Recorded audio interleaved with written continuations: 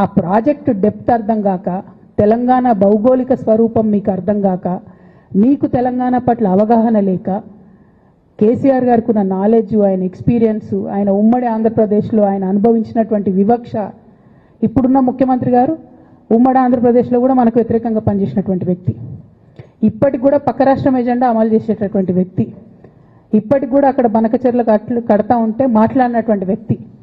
అటువంటి వ్యక్తి నిన్న పొద్దు నుండి సాయంత్రం వరకు అసెంబ్లీలో కేసీఆర్ గారిని ఎన్ని అనరాని మాటలు అన్నారు, వింటుంటే గుండె తరుక్కపోతా ఉంది. ఎందుకోసం అనాలి అన్ని మాటలు కేసీఆర్ గారిని?